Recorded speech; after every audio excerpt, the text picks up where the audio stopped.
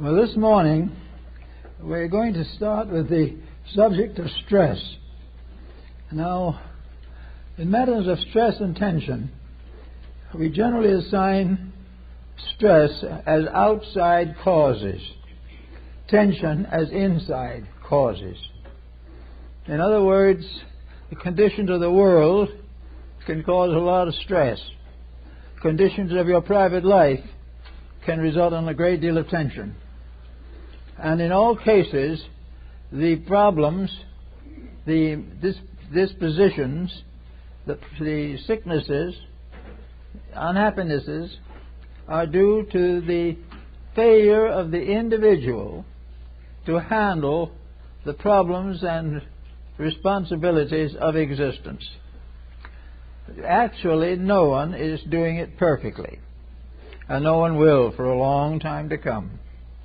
But the condition can be improved so that many persons who are now very unhappy can find a considerable amount of peace and security if they will understand the problems that they face and how to handle them.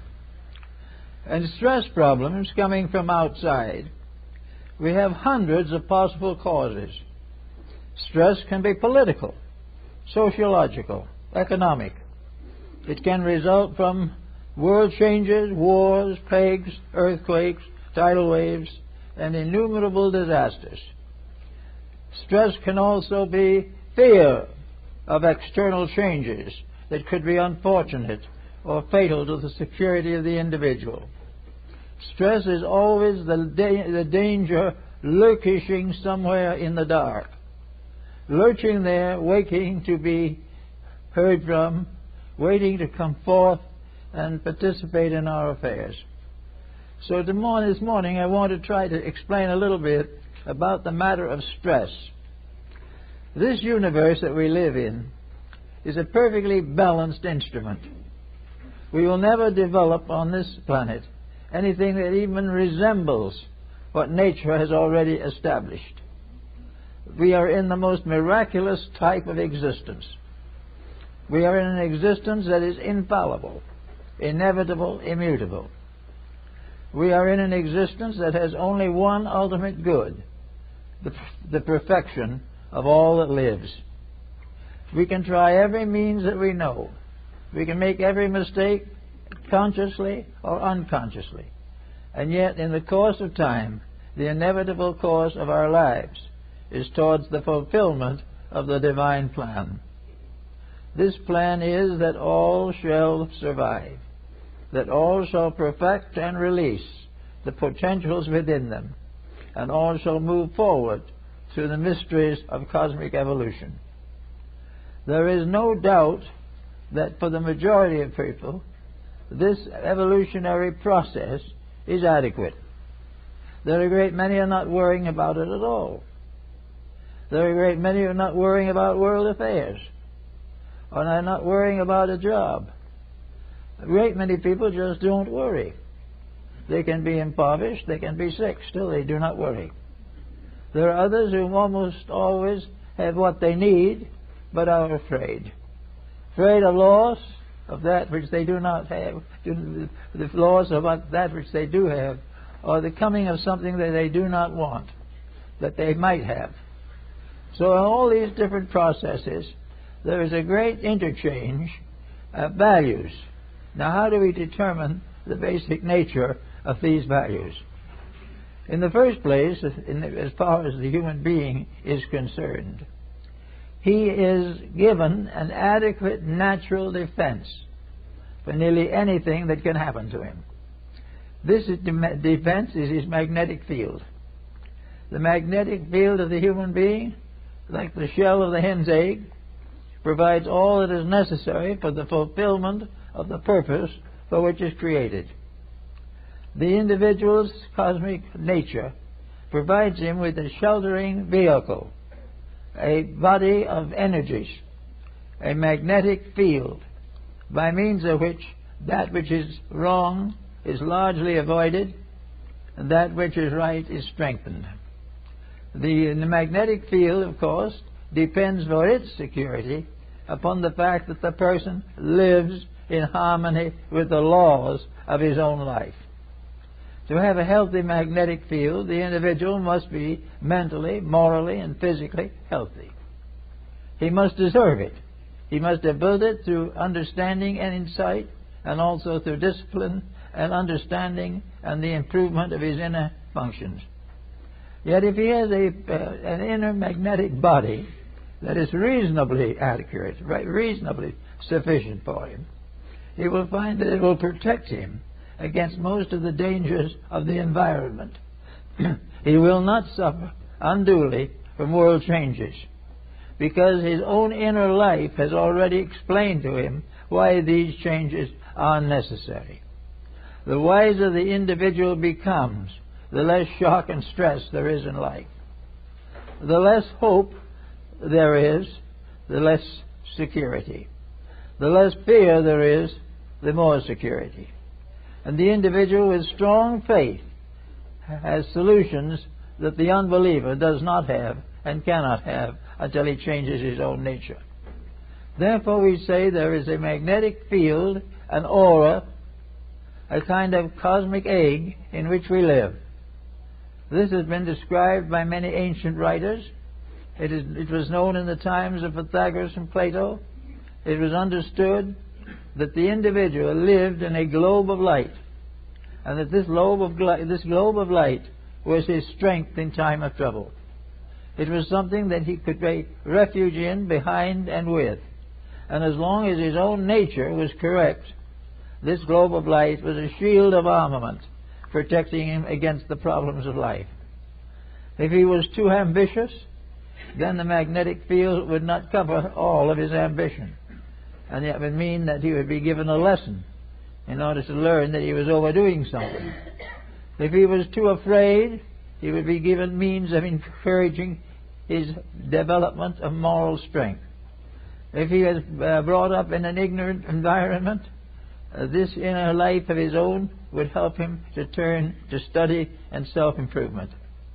The purpose of that which is within this auric field is to protect, unfold, and perfect the inner life of the person, that which is within that field and within that body. So part of this physical field is the physical body itself, with all its functions and all its various manifestations. We are gradually learning to appreciate the power of the mind, the power of resolution, the strength of meditation, and all kinds of mystical disciplines to help to perfect and integrate the physical body. We have arts and sciences now to strengthen it. We have diets and methods of preventing unnecessary ailments.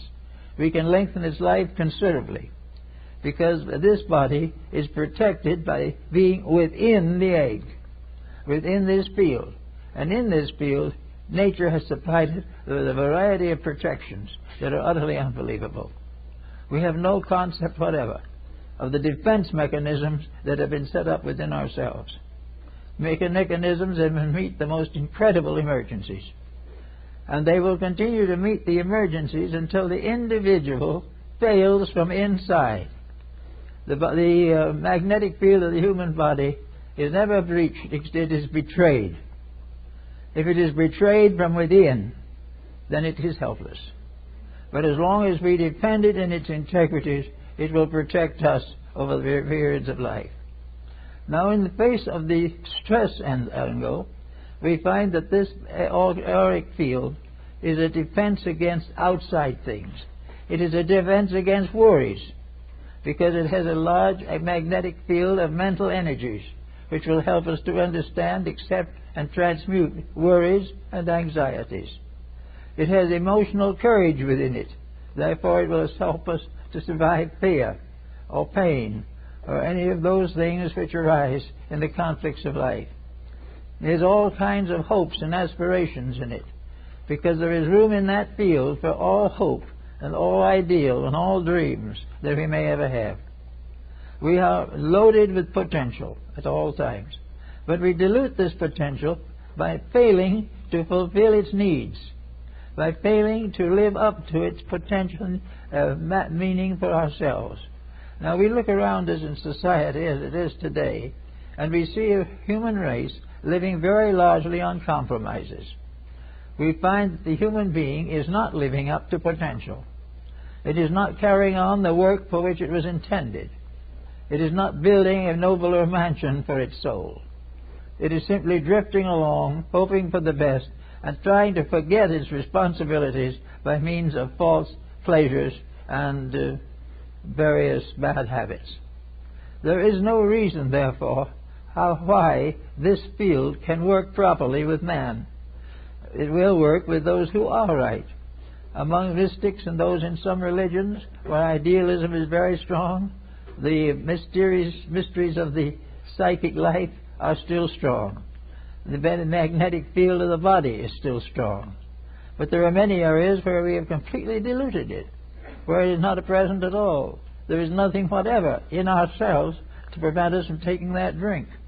There is nothing inside of ourselves that says no and means no when tempted to take narcotics. There is no power within ourselves unless we have disciplined it.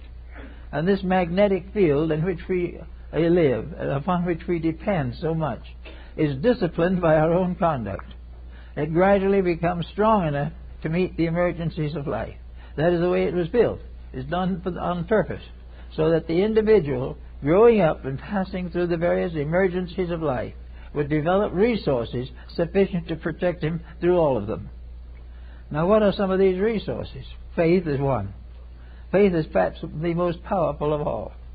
Faith is the conviction that there is a reason for life, and that reason is right, and that the individual can attain security through a practice consistent with integrity.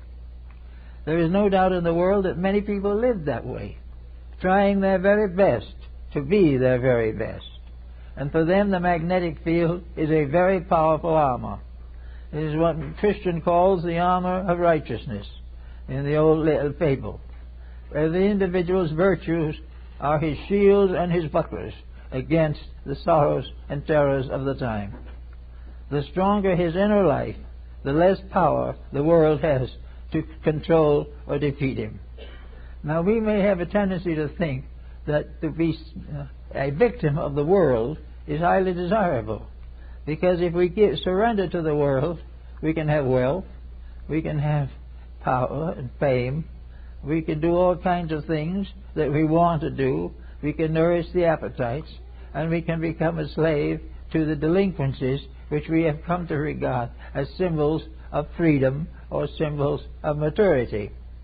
Actually, all these things are fabrications of distorted thinking. The individual who is not keeping the rules will never be kept by the rules, and the individual who breaks the rules will be broken by the rules. So that in every event where the individual compromises his principles in order to gratify his sensory perceptions, he's in trouble. Now, in the course of time, this trouble builds up. We have now, for instance, quite a large population on Earth, and this population is almost all troubled. Nearly every individual has difficulties. He has difficulties as a citizen, as a parent, as husband, wife, child. He has difficulties in work, in education, and he has all kinds of pressures upon him, tempting him to compromise his principles or even cultivate them in a way that will be injurious to himself in time to come. So that the person has all these evidences of unfinished business. And when you multiply this unfinished business process by 6 or 7 billion people, you realize that you have a tremendous strength there. But it is a strength of complete weakness. It is a strength that has no carrying power whatever. It is a strength against which not even one virtuous thought can be destroyed. Actually, no matter what the individual's mistakes are, there may be legion, and there may be legions having them, but this does not interfere with the integrity of a single person or the victory of a single conviction in this world. We have taken it for granted that we are saved in groups, some in groups by the religions we hold, some by groups according to social thoughts, some by political groups, some by atheism, some by almost every type of belief, in which beliefs that form into groups or sects or clans have some particular strength. A clan that is wrong is just as weak as an individual that is wrong. And the faith that is not right will have to be corrected just as surely as though it had never existed. Everywhere, in everything we do, value, realities, and integrities are absolutely imperative. So we find today a great stress in the world. We find people suffering every day from every type of problem you can think of. And we can't help but feel that these poor people are really having a hard time. They are. They're having a very hard time. And for some of them, this hard time is difficult to explain. Only infinite wisdom and its own infinite love can understand it. But there's a great deal of this hard time, probably 9/10 of it, that is easily understandable and obvious and easily recompensed or corrected if we take the proper courses of action. Most people who are wrong know it. They may not admit it, but the individual who is immoral or dishonest is aware of this fact. He is aware of the fact he is breaking rules, but he is not aware of the fact that these rules exist finally to break him. He believes he can get away with it. He sees others get away with it. And on this he builds a philosophy of escape mechanism. He will make the same mistakes that all others make who are carried away to the graveyard and of an expensive funeral. He's going to be one of those who's going to be remembered by a marble monument. He's going to be loved and admired by his friends and sanctified after his death, and if he lives long enough, he'll probably be in public office. All these things are considered to be the proof that he was right. Now, he may have occupied the highest possible office in the world and still be wrong. And he may be the king and emperor of the earth, but he will be in no way able to escape the same laws that guard and guide the development not only of at least of humans, but practically all the lesser kingdoms of nature. He can no more break the laws of life than a rabbit can. And wherever he tries to break the rules settle down quietly to break him.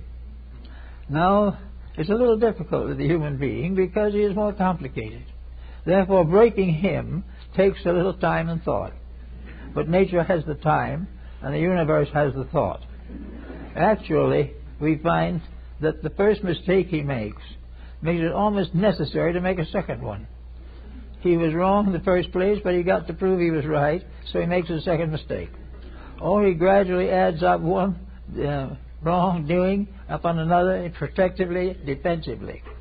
And after a while, he is up to his neck in his own compromises and his own corruptions. And he will go on, and maybe they won't catch him. But now it moves into another field. It moves from the field of the stress symptom, it moves into the pressure symptom within himself. So on his deathbed, he remembers some of these things, finds a wishes he was different, and goes out of this world fully aware in his inner life that he's taking with him the unfinished business of years, that he has been wrong from the beginning.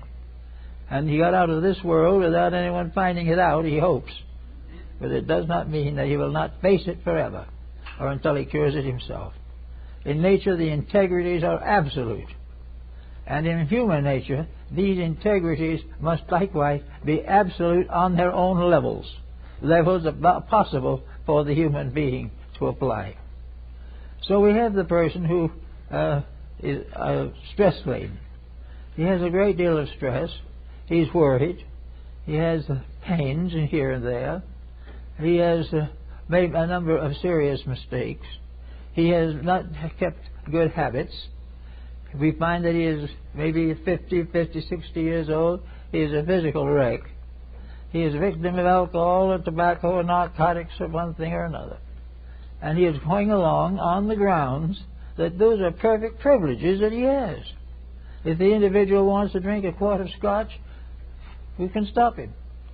His common sense can't, and his clergyman probably won't try. But actually, from the beginning, he knows what was wrong. Something inside of himself can never be silenced completely. And on 2 or 3 occasions I've been present on deathbed scenes that were pretty pathetic. Individuals who through a lifetime bluffed it through, allowed never anyone to think there was anything wrong with them, were always right in every decision, were always correct, and looked forward to the ultimate glory of the world to come. When those last hours in this world broke down like little children weeping their house out and crying for mercy. The individual is never unaware of his own mistakes, but he carefully covers these mistakes so that the awareness does not reach him until something happens that takes away most of the reward for the mistake itself. So we have the stress symbol that carries through. We have this stress for wrong ideology. When a person goes into a game like politics, if he goes in the wrong motives from the beginning, the stress from those wrong motives will go with him to the grave. And in one way or another, he will always be wrong. He will always be punished for being wrong. So, in stress, the individual on the outside is tempted. From the inside, he must resist if this temptation is wrong. In stress, he may be in high office, but at the same time be tempted to make a serious compromise of ethics. If he makes a serious compromise, he is then open to the problem of stress.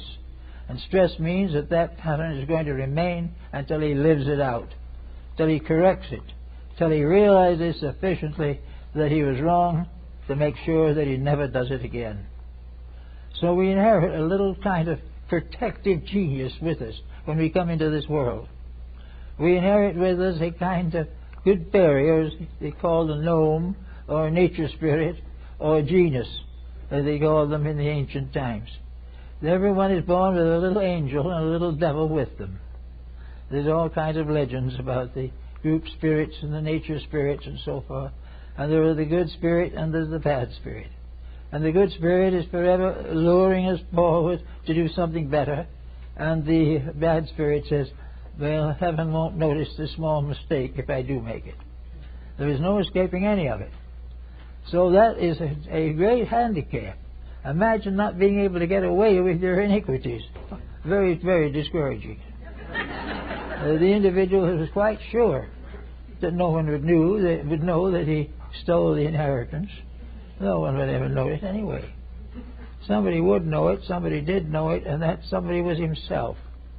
And someday that self is going to stand up and convict him in the court of universal law. And it's going to convert him for his own good and not to punish him for what he did. It is going to prove to him why he has broken rules that will break him unless he makes the necessary corrections. So we are here to outgrow our own shortcomings. We are here to come to the realization that being in this world is a privilege, that it is an opportunity presented by nature to give us the chance to grow, the chance to increase from a little quiet child like a little hen in the egg coming out of an egg, just to live for a little while. Rather, it gives us a hope of an eternal existence, growing greater and wiser, more loving and more serving, all through the futures that lie ahead. The individual that comes to individuality now, or did so in the past, is going to be an individual from now on. And as an individual is to be responsible for its own conduct from now on. It is going to be responsible for growth from now on. For it cannot stand still and let the world move by. The individual who stands still and can't change is in one kind of stress, because the world will change and leave him, and the leaving him will leave him in pain. He must therefore meet the changes that do come. There are times when what appears to be a constructive mood or a constructive character should be rewarded. But if it is a birth out of time, if it is wrong in its relationship to its environment, there is still trouble. Therefore, we have a lot of things we have to learn in order to understand these matters. Every individual who wants to improve himself must understand himself. He must understand physiology. He must understand anatomy and medicine. He must understand universal law and astronomy. He must understand art and music.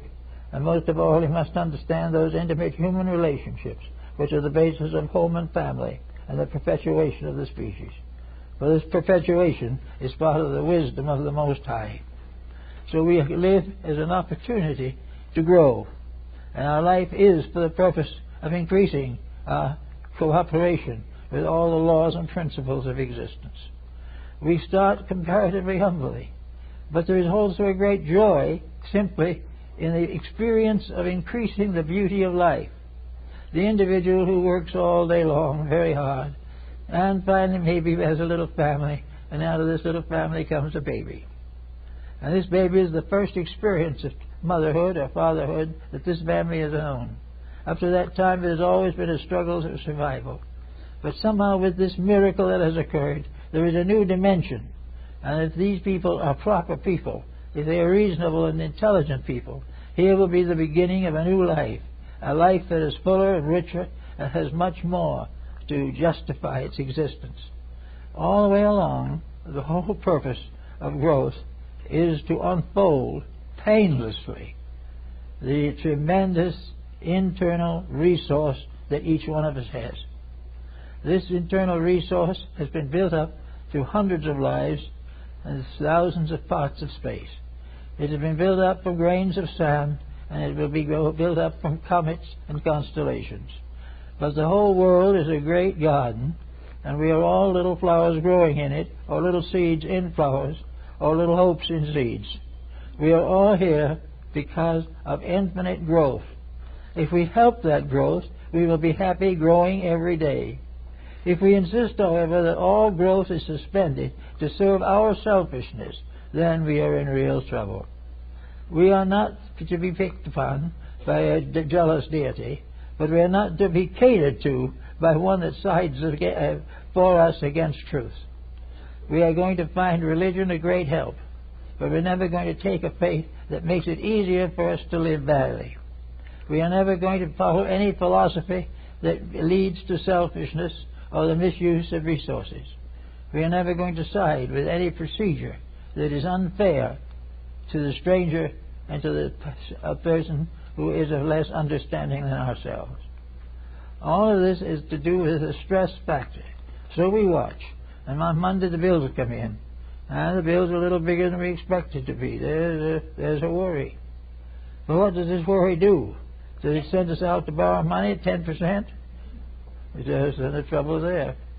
It might tell us to make our purchases live within our means, and where there is great need and great problem, to get assistance or help wherever possible, with a definite resolve never to gain this added funds by some corrupt means. That we will learn to improve we will go and learn a new trade. We will become skillful in some new work. We will grow to meet our needs, never try to steal our way to security. Everywhere we are, a growth of all kinds is a permanent investment. The individual who takes 2 music lessons will remember that he had 2 music lessons even in an age millions of years in the future. 2 music lessons will never die, because he will always have them. They're a little step in the right direction. But 2 cases of selfishness and foreclosing a mortgage he will also always have, but it will hurt him to the bitter end. All these things mean we've got to clean the slate. We've got to make the slate contain only that which is good. And if it is only that which is good, then little by little the good on that slate will grow, and little by little our state and society will improve accordingly. So all stress has as its purpose the getting the rough edges off of people. The stress means that the person is being tempted. If he falls for the temptation, he has failed it. If he lives through it, he has succeeded. But every day he is tempted again, and every day he must stand strong again. Now this does not mean that these temptations will every day be miserable things. He's not going to wake up every morning with a dismal process to face. But he will find that with the good and the bad, the friendly and the friendless, the helpful and the helpless, every day there will be a little opportunity to be better than he was before. There will be a new gift, a new grace, a new experience of brotherhood, a new expression of human or divine affection. And these will be the crowning moments of that day. In the moment in which the kind word that he gives brings somebody out of sorrow, that is the big moment of that day. That is the part of that day that goes into eternity and becomes part of the tremendous background of pressures and forces which make up life. Now, as all these different case problems come along, if we say no when we should say yes, if we carefully avoid taking on a responsibility, if we don't return the book we borrowed, or anything of that nature, then in some way we have lost something. We've lost an experience of integrity. And life is an experience of integrity. And the more of that we get, the less pain we will ever suffer from space. There will no longer be this terrible worry over stress. The stress is nothing more or less than unfinished business, usually returning to the individual who has already denied the right to receive it. It is the possibility of a person who has not accepted the challenge on some other level. And all these different levels have to be faced. And until the individual accepts the responsibility for the problem he himself created, there will be no end to the constant nagging of circumstance. One of the most common problems that we have in this type of problem is disposition. And dispositions are very difficult things. Now, usually dispositions are internal, so we would put them with stress rather than we would put them with some of the other emotions. But the disposition is there. Now, a person with a bad disposition is going to have trouble always. There will always be tension. There will always be misunderstandings. There will always be antagonisms. The individual who has an enemy is in trouble maybe for 1,000 years till he gets over it. But there's no getting over an enemy without trouble, because the person must make a friend out of that enemy, because they cannot have any enemies in space. In space, there is nothing in the end but love. Everything else is an illusion. So to get that attitude and to experience it means you have to step by step get over the antagonism that you may consider perfectly justifiable. Surely this relative was unkind to you. Surely this married partner cheated you out of your inheritance. Surely your children walked out and left you. All these things are things that happen to us. But the individual who is the victim must in inward life get over that hurt through the mystery of forgiveness. Forgiveness is the individual declaring before his own inner life that he has given up a negative attitude, that he has given up a criticism, and that whatever happens, if this person who has injured him comes to him for help, he will help generously and immediately and without question. So there we have another effort. We have people who are in trouble for help and need it. We have neglected people. We have all kinds of individuals who have had their homes broken by maliciousness. We have a great deal of marital infidelity at the present time, which is due to several possible causes, the most common of which is lack of integrity. And in these processes, everyone is satisfied to hope that a new arrangement will be successful. But as long as any marital disabilities go unsolved, they will come back again. And even though it may be many lives, there will be no end to a problem until it is made perfect in the law. And then it has brought its message, and brought it fully, and that message has been generously and completely accepted. Now we go with health problems in the same way. We have health problems for most people. Some people have health problems by inheritance. This means they're bringing it forward from some previous time. There may be others that are having it now. There are others that seem to be getting away with it now, but will have it later. The health problems are all of some one kind. They all represent the struggle between the individual and the rules of the body in which he lives. The first detail and duty of the person in the body is to protect that body, to give it all it needs, to give it only what it needs, to secure it in every way possible, but never burden it with the attitudes and responsibilities of false thinking. It is like a political situation.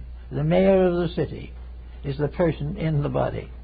The mayor of the city wants to use the body to advance his political purposes and have a good time. That's that. Then there will be corruption in the city.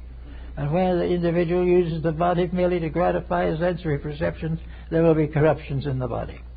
Everything is either right or wrong. There's no halfway measures that are almost right or almost wrong. There's always the struggle of the right to succeed and the definite determination of the individual to try to get away with the wrong. And he never gets away with it. And all around us every day are the sorrows of these problems. We look around us today in the world, look at the conditions of society. There's hardly a day goes by when we don't have another war. These wars are strife over political issues. All of these wars go back to selfishness. All go back to stupidity, avarice. All go back to the misuse of power and definite efforts of individuals to destroy the rights and privileges of other human beings. Enslavement. Now, enslavement may be a little thing and it may be a big thing. Enslavement may be underpaying the one man who works for you. Enslavement may be the captivity of a nation or a continent. But all these things are wrong, and where they are wrong, they must succeed. They must exceed the power of right. And where they are excessive, they must fail. The time must come for the truth to come out. All slavery must end. All tyranny must end. And the use of the privileges of state, all of the clergy, all of the professions, to exploit the poor, all these things must end. The use of all profit problems are very definitely indicated. The stress arising from financial investments and misinvestments, this is very definite at the present time. And nearly all of it is dishonorable in some way. Unreasonable salaries are dishonorable. That one should be rich and another poor, of equal abilities, simply through opportunity or through some exterior privileges. This is wrong. The rights of the poor and the rights of the rich are equal. Each one must do that which is proper. Those who want more must be able to earn more, because they can earn it. There should be no limit upon earning, but there should be all kinds of limitation upon stealing. Where an effort is made to accumulate wealth by false means, you have corruption starting that can go down long enough to destroy an empire. But if it is done properly and each individual works successfully and honestly for that which he believes to be necessary, you will have no more labor revolutions. Everywhere it is the same thing.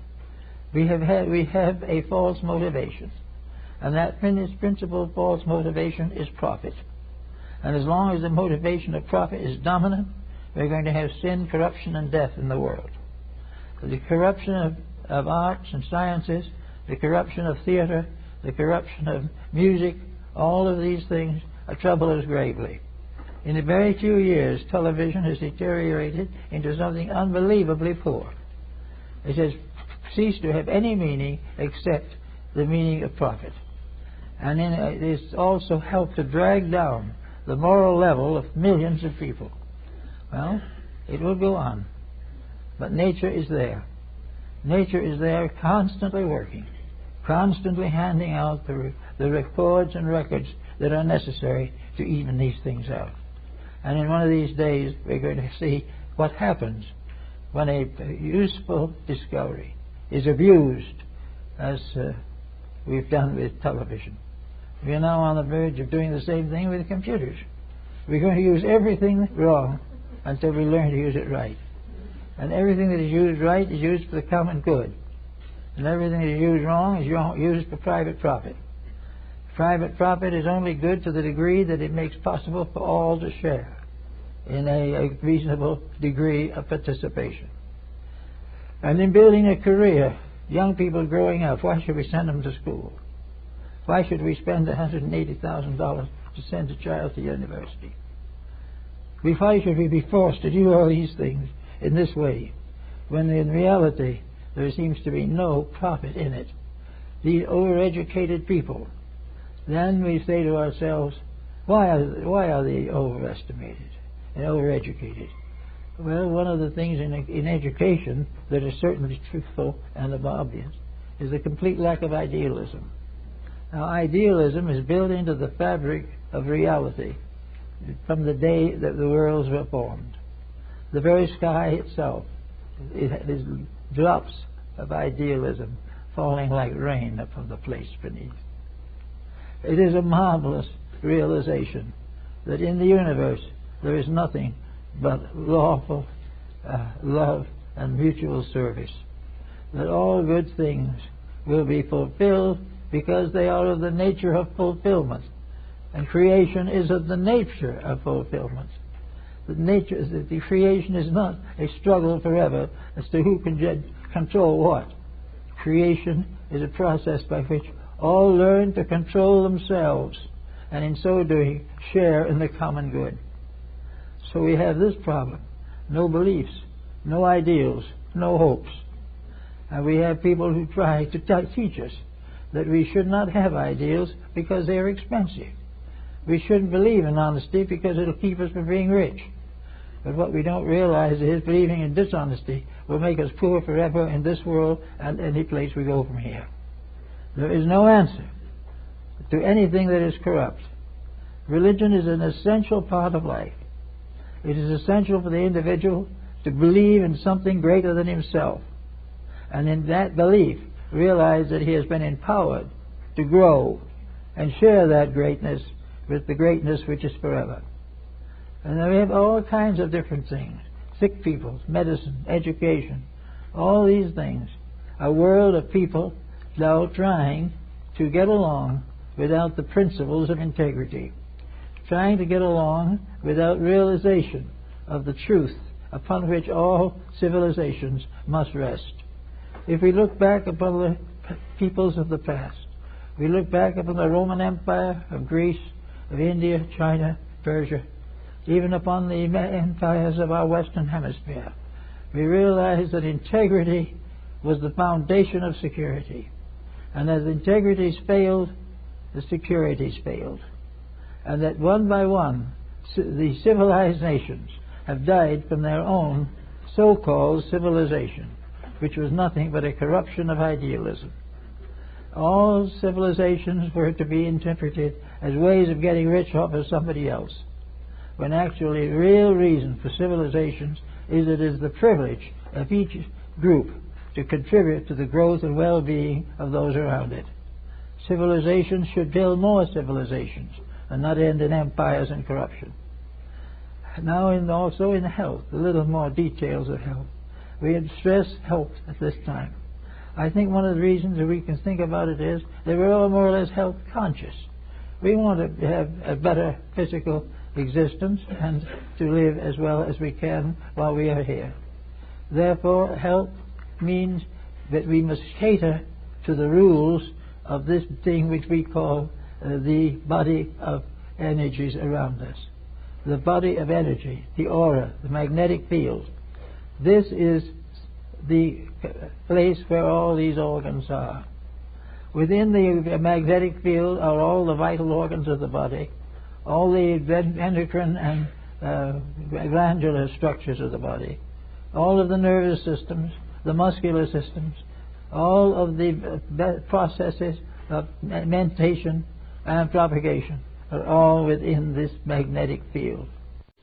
The magnetic field has to be properly controlled. It has to have proper energy moving into it constantly. That's not possible if you turn this field into a playground for narcotic addiction. One by one, the individual kills off the very powers of himself. And it's not going to be so pleasant for the individual who maintains his physical structure but commits suicide to his magnetic field. He's going to find that he has destroyed something far greater than he could possibly gain. But as long as there is in him the realization that he shouldn't do it, that he must try to correct the condition, that he must discipline his nature, as long as the dream is still there, he has a good chance of fulfilling it. Once he gives in, however, He is out of the race for the moment. He'll be back, but he will have to come back and suffer for the things that he did that were so frightfully wrong to other people. We look around us in all departments of life. We find constant exploitation, constant selfishness, and constant misunderstanding. All these things have to do with the creation of stress. There will not be any stress that we can't handle if we are willing to be honest. And if something is too big for us, this is not necessarily the source of stress. There is always some way of adjusting to what we understand of it and growing. And it's very good to have something in front of us that is bigger than we are now. And we got to get back again to the guild system that was one of the great protections against stress. To protect an individual who is in an economic problem from turning to dishonesty is to give him a second string on his own bow. If an individual is in a certain business position and that position is no longer existing, or it is overstocked with people, or he cannot get a job, then he is either unemployed or it becomes an object of charity. The ancient system of management was that every individual had to have 2 or more diversified areas of activity, so that no matter what happened, he had a job. Martin Luther made clocks, but if they didn't make clocks anymore, he had something else he could do. And Louis XVI of France, he had something else to do. As a king, he was a failure and died on the guillotine. But the night before he died, he corrected all the clocks in the Bastille. He died usefully occupied. Now there are many people who have narrowed the areas of their activity until if anything happens to their specialty, to that job that is all important to them, they're lost. They're lost, their economics falls to pieces, their homes are lost, their business associates don't speak to them anymore, their children can't finish their education. All is terrible. The only answer to that is a diversification of activities. And it is also the only basis upon which mental health can be preserved. The individual who has 2 cooperating areas of industrial activity is comparatively healthy. If something happens to one, he's got something to fall back on. And at the same time, he has enlarged his own understanding and his own insight, and no longer believes that the world is made up of nothing but bookkeepers. All these things are things that he has to think about. Now, stress is therefore the determination on the part of the individual to get rid of these balky things that cause this tension and cause these difficulties every day. To get rid of the pain of the relationship between self and nature. To get rid of the pain of the way you live. Get rid of the pain of your neighbors, your relatives, your friends, your enemies. And put it all together into one constructive attitude that we live in a planet in which all things, regardless of what we feel about it, are united by a common brotherhood. Where there is a brotherhood between man and beast. There is brotherhood between birds and animals. There is brotherhood between the various plants of the field. Everything in its own right, like the plants in the field, grow and fulfill their purpose. And if these human beings grow to fulfill their purpose and are happy in doing it, there will be no stress. And as a result of that, there will be no tension, which will cause difficulties. If we can get a better relationship between ourselves and the world around us, then we can approach the second problem, namely to get a better relationship between what are the internal parts of our own psychic integration. We can take the magnetic field and study the inside of it and all the things that are there that are important. But before we can really take it on intelligently and control it rightly, we must realize that in the larger adjustment of life, that this magnetic field is correct, that we have given it a start, which is normal, that we have fed it correctly, that we have educated it correctly, we have dedicated it correctly, and therefore with these achievements, we can then begin to study what it gives into it, what comes from that which is of importance to us, how it will help us also to be much more successful in the various works of life. We've got to constantly go along always improving quality. We've got to be a little unselfish one day and a little more unselfish the next. And all the temptations to step aside from these gentle growths are false, and if followed will lead to nothing but misery. All nations have tried it. All civilizations have tried it. Nearly all families have tried it. And all have come to the final conclusion that the only way they could be protected is to realize that if you keep the rules will keep you. And if you will do what nature intends with all the parts and elements of your own composite nature, there will arise out of this composite being of yourself the divine soul or the overself, which will prepare us for eternal citizenship in the universe of realities. There is always this problem, but these problems are stimulation in a sense. If instead of being irritated by something we don't know, we're stimulated by it to find out what we don't know. If we are caused to be irritated by something that someone says, how about being big enough to realize that they may need the experience, they did the best they could perhaps, maybe you can help them. If you can't help them, you can thank them and let them know that you appreciate their efforts. Everywhere you can turn this rough edge of conflict. And one of the problems we all have today is conflict. There's hardly anyone doing anything in which they are not being opposed by someone. There is jealousy in every field. There is more or less competition even in the closest family. Therefore, it is necessary to bridge all these differences, unite all these conflicts under a gentle, kindly, religious understanding. That when anything comes along, that we realize that it's our right, our privilege, and our duty to do all that we can to keep the peace. And if we can keep the peace in the world will keep the peace inside of us that we need so badly. Now, we all know these things in principle. We all know that tomorrow there will be more temptations to break the rules. But we also know that in the long run, the whole world must do what it was intended to do. It must unite to the glory of God and the service of mankind.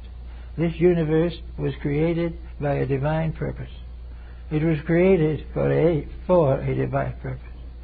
It was created to enable a vast order of living things to grow and mature and prepare to become citizens of space. Well, we are the citizens of tomorrow for worlds that go beyond the galaxies. There is a great eternal life going on, a life eternal which begins in deity and ends in deity, and in the middle distances is filled with useful relations and affections and mutual regards of love and fellowship for all of us. Thank you.